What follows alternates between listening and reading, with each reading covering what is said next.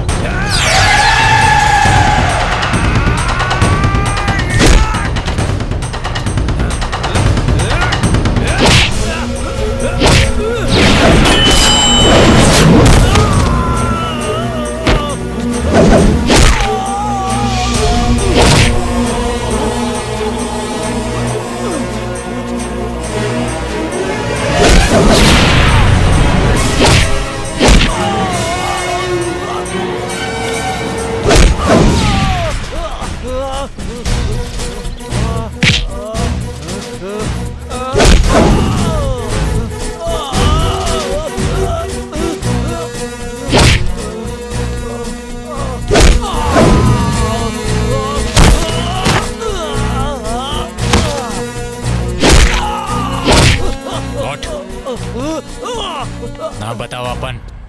देख हम गजराज सिंह के छोट। नाम बताओ अपन।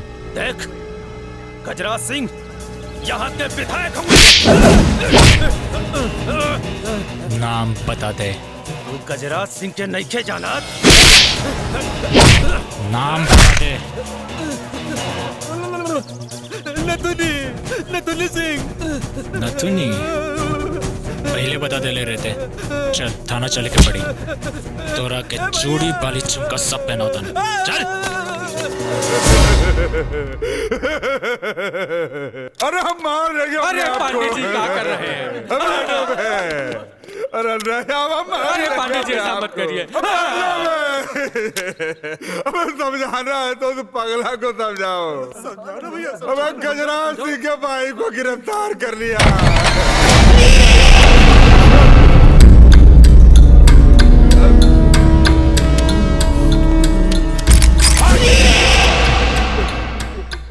सरकार कितना तनख्वाह दे ले? हाँ 40 और हम 80। फिर भी हमार भाई अंदर कैसे भाई? कैसे भाई हमार भाई अंदर? नया इंस्पेक्टर सरकार, नया इंस्पेक्टर। नया इंस्पेक्टर अंदर हाँ? चल। अरे कानून के कोठा से आज तक कौन ऐसा दरोगा पैदा ना भइल बा जौन हमरा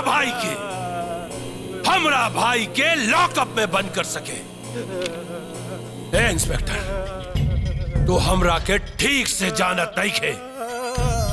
तोर भाई बतौले रहे तू विधायक बड़ा, बाकी जौना तरह तू भौंकता रह गली के कोनो आवारा कुकुर से ज्यादा नहीं खलागत। दरोगा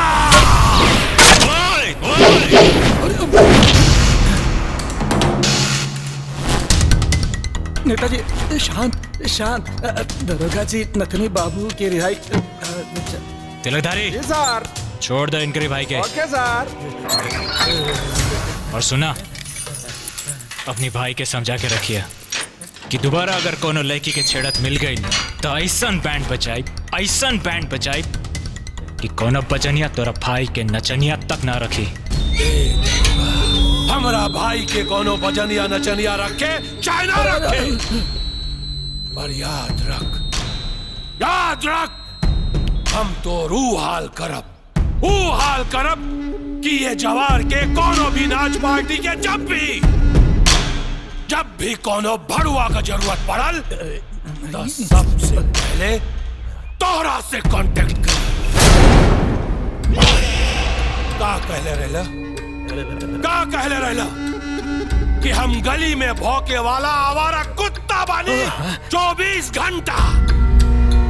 घंटा में तोरा से अपन ना चटौली तो हमार नाम गजराज सिंह माननीय विधायक जी के नाम।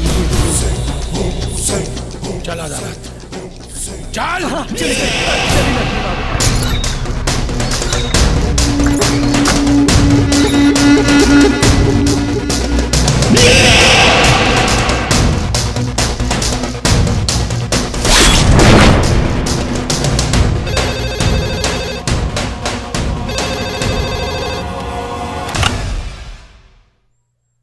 हेलो इंस्पेक्टर विजय, तोरा के का जरूरत रहे गजराज जी के भाई के गिरफ्तार करे के? और सुना, काल से तोहार ड्यूटी विधायक गजराज सिंह जी के सुरक्षा में लगावल जाता। और याद रखिया, ए बारी कौनो गड़बड़ी ना होखे के चाहिए। ये हमार ऑर्डर बा। ओके सर।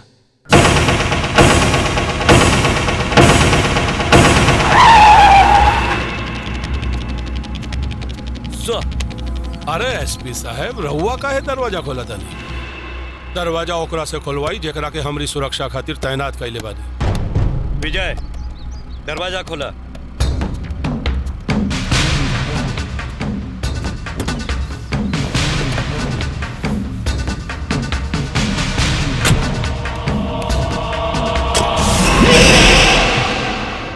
एसपी साहब, ये दरोगा सलामी ठोके के ट्रेनिंग ना ले ले बका? विजय,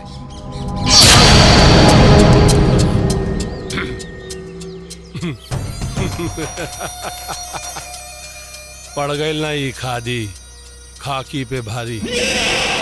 चला, ये है हमारी देश का बदकिस्मती है कि अगर गधा भी खादी पहन लेना तो तोहरे जैसे खाकी में रहे वाला शेर भी कुकुर जैसन पूंछ हिलावे लागेला। अब आवा हमरे पीछे पूंछ हिलावत।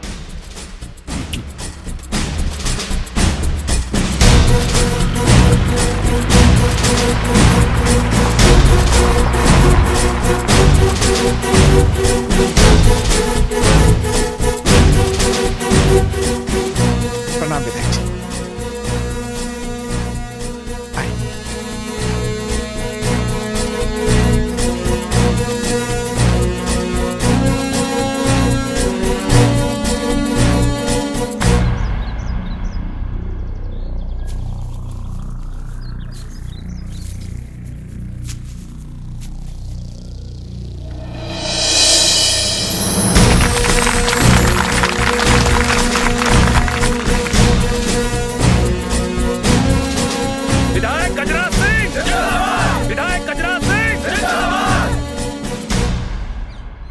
भाइयों और बहनों और हमरे माता पिता तुल्य आप सभी को गजराज सिंह का प्रणाम। हम अपना अपना घर में चैन से सोते हैं।